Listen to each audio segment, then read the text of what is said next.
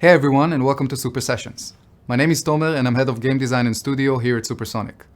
I've been in this activity from its very first day, and I had the opportunity to work on multiple hyper-casual hits like Stacky Dash, Hide and Seek, Bazooka Boy, and more. Today we prepared a presentation about hyper-casual trends in 2021, so whether you are a developer or a publisher, we hope that you find this presentation useful. When we look at the hyper-casual market, it can be a bit overwhelming because it moves pretty fast. If we look at the top charts, they change on a weekly and sometimes even daily basis. Because of that, we prepared a breakdown of the top hyper-casual mechanics and genres that have been trending in the long term. So let's begin. Top 3 genres. In the third place, we have puzzles. A puzzle is a game that presents a challenge to the player and requires some kind of a mental effort from the player side in order to solve it. From development standpoint, these are a bit challenging to make, but with the right idea, the risk might be worth it. We see two main styles of puzzles in hyper-casual. On the right, we see a layer-based puzzle, which is basically a concept that asks the player to reveal the correct sequence of actions in order to solve the game. On the left, we see a sandbox variation, which is a more forgiving way to play a puzzle with multiple ways to solve the game. When you're going for a puzzle game, we suggest to go with this direction whether you are an experienced studio or if you have a solid game idea that you believe in.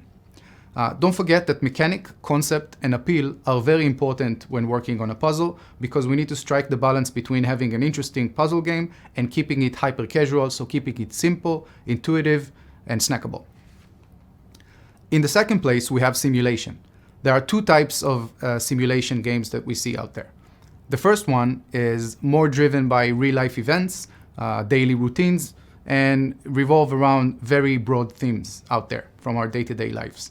The second one is based more about social media trends, and it's about finding interesting references of any viral satisfying video or any viral topic or challenge.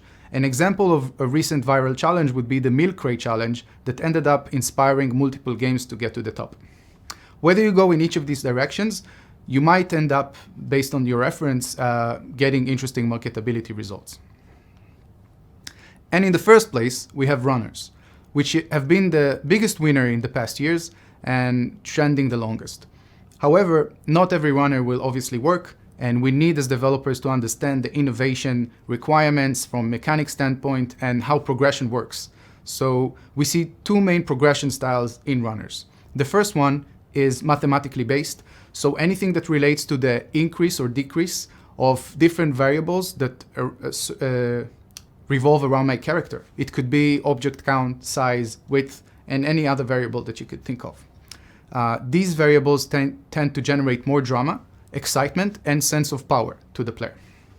The second one is fiction-based, which presents a storyline and relies mainly on aesthetic. Now that we covered the top 3 hyper-casual genres, let us continue into the top 3 mechanics. In the third place, we have transformation and evolution runners, which introduce fiction, evolution, and story into this style of runners. The character goes through a fictional journey and experiences evolution, mainly on the aesthetic side. Some games suggest or dictates that the player needs to avoid the negative elements and chase or pursue the positive ones. Other games give you more freedom, and like the game on the right, to choose any path you want, and as long as you maintain consistency with your choice, you can experience that specific direction and see how the character evolves. Whether you choose to go with this style of variation, we suggest that concept and art needs to be very appealing, clear, and familiar, because even though we are using themes here, it's still hyper-casual, and we need to make sure that there's high level of clarity. In the second place, we see multiplier gates.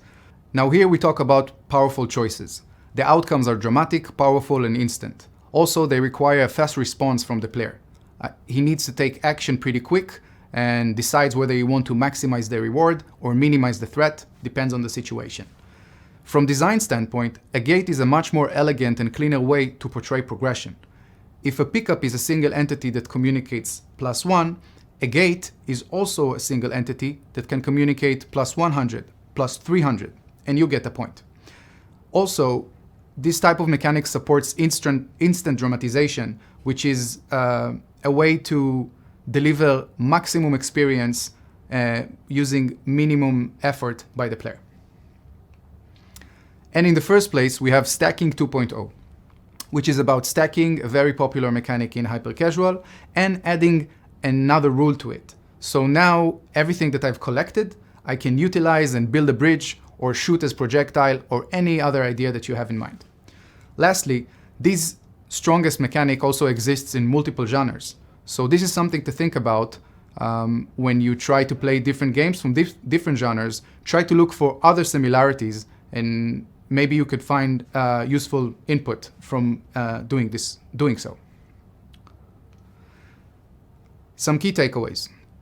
We suggest to look for genres and mechanics that are trending in the long term, so not just for 1 or 2 days, because we work hard on our games and we want them to have long-term success.